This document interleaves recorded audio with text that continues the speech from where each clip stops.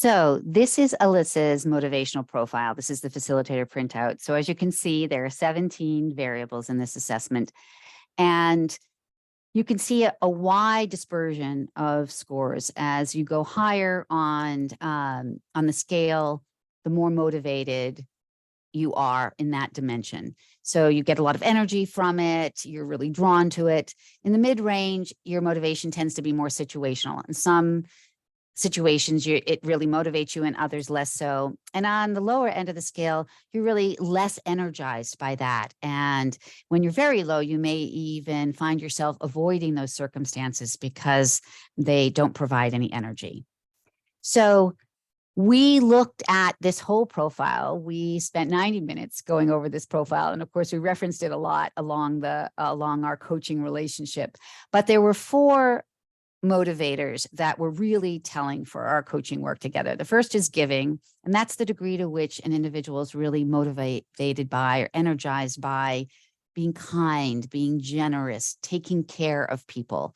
And Elisa really recognized herself in this particular score. She's also very energized by the variable we call gaining stature, and that's the degree to which she's energized by people thinking well of her. It's really important to Elisa that she is seen as competent, capable, that others really value her contribution. She's also very high on excelling, which sort of turbo boosts the gaining stature. She is very focused on achieving at high levels, very focused on stretching herself, very focused on working hard, right? The bar is set very high. So it's set high for herself, and she sets it high in terms of other people's view of her. And then the fourth one that was really telling for us was this very high score on structuring. And this describes Elisa's energy to be precise, to have things very well organized, to be very detail-oriented in process. So the whole profile we came back to many times, but these 4 were particularly important. So I mentioned that research was helpful in this particular coaching work. And what was really helpful was the research that we call Stepping Up. And it's MRG's research on what is required as you move from being successful at one level of leadership to being successful at the next level of leadership. And what we've learned through our research is each level that you move requires more and more leadership change. So as you move from individual contributor to first line manager, the behavior pattern from one to the other is 4 leadership behavior shifts. 2 behaviors you use more frequently, 2 less frequently. Moving from first level to middle manager, 6 behavior patterns shift. 3 behaviors increase and 3 behaviors decrease. And if you want to move from being a highly effective middle manager, which is where Elisa was, to being a highly effective senior manager, which is where she wanted to be, 13 out of the 22 behaviors that are measured in the LEA change. There are 9 behaviors that are used more frequently in the highly effective senior manager space than the middle manager space, and 4 behaviors that you back off from. And so this was really telling because this was her journey.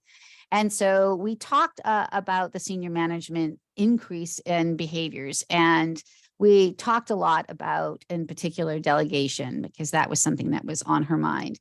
But actually, as we looked at her motivational profile and we looked at this pattern of behavior, the biggest thing for her was the need to decrease structuring. As a middle manager, she really relied on being the organized one, organizing things for everybody else.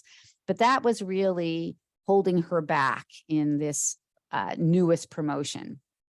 So the first thing we did when we looked at her multi-rater, her 360, was to look at the blind spots. And there were 5 that were meaningful. The first one is restraint. She didn't realize how reserved she was from other people's perspective. And so we saw that a little bit in the open-ended comments as well.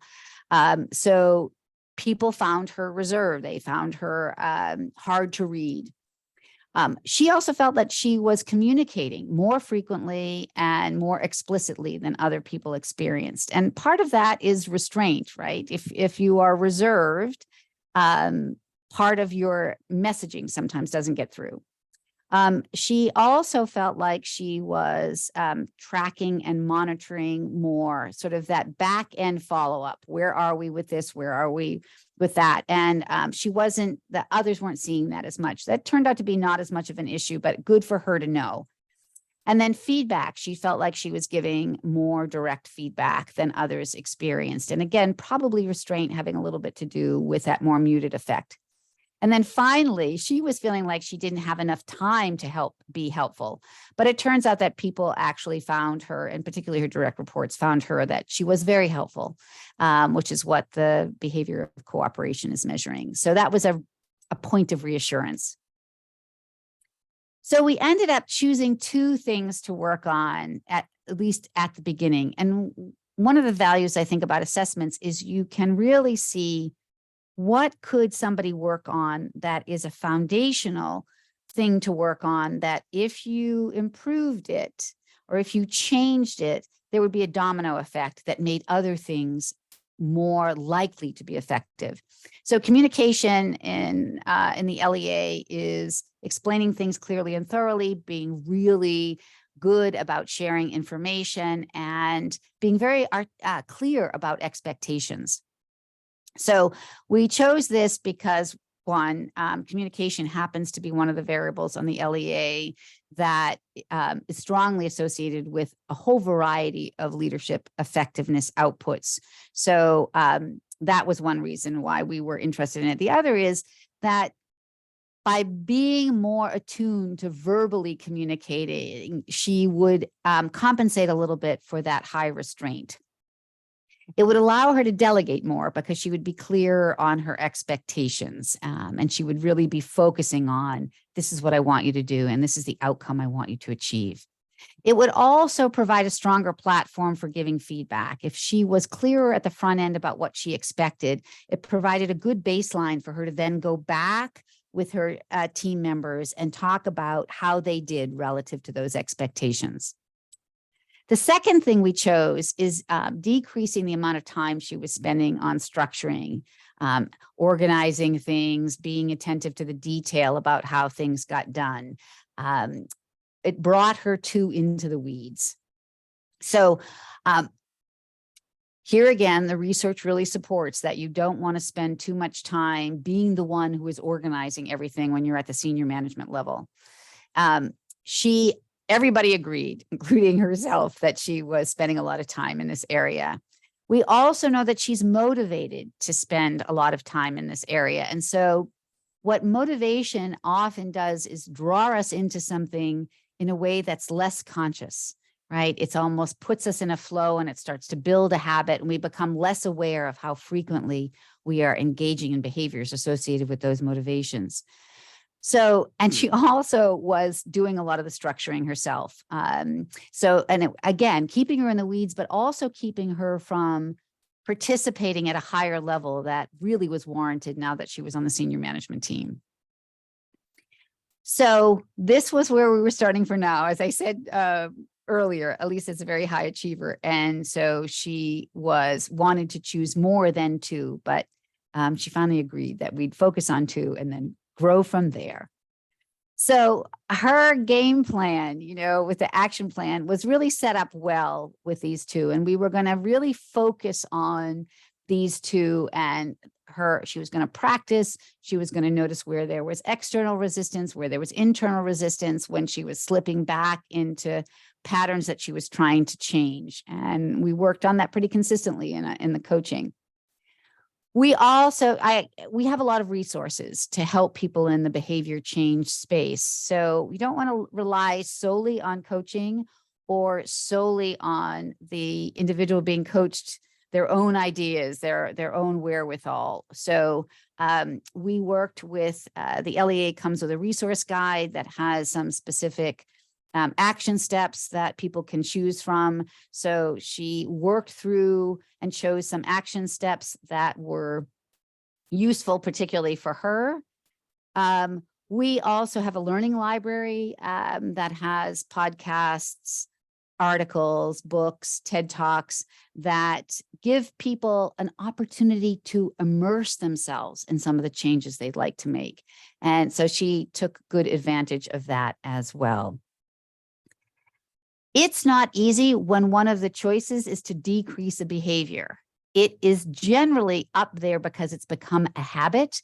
And so the first part of changing a behavior by reducing it is to increase your awareness of how often you do it. But then there needs to be some concrete steps that we can take to decrease it. So once again, we turn to the resource guide where she could really focus on what tangibly can I do to be more consciously attending to decreasing this. And she also, we spent a little bit of time focusing on, well, what should you maybe pay attention to relying on a little bit more? And so we had already chosen communication, so she was focusing on that. But we also spent a little bit of time looking at the delegation. We didn't over rely on delegation, but we sort of edged our way into it. So typical process, right? We go through the coaching. She does some practice. She checks in with her observers if they are noticing the changes that she is trying to make. We explore what's working, what's not, where there are external barriers, where there are internal barriers, and we just keep the process going.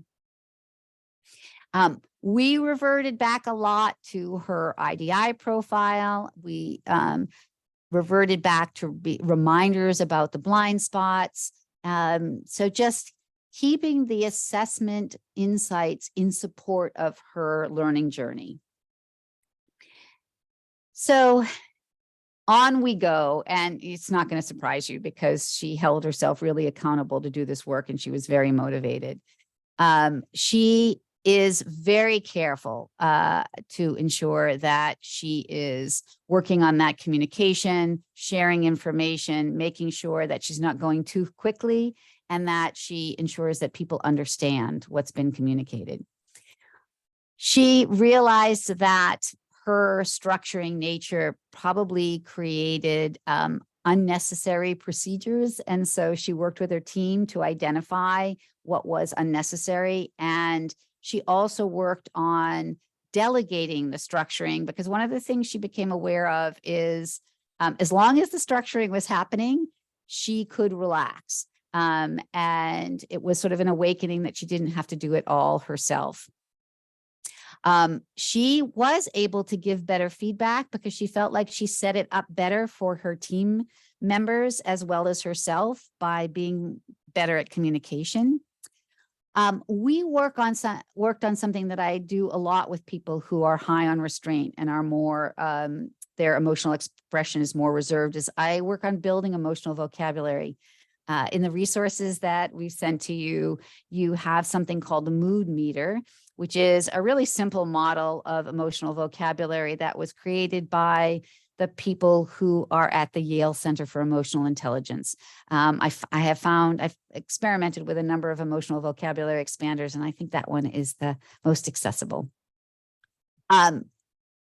Elisa's boss was already feeling really great about her, but he was really impressed with her progress, and he made her a co-leader on an important strategic initiative, which got her working more closely with a peer, which was also an added benefit in that space.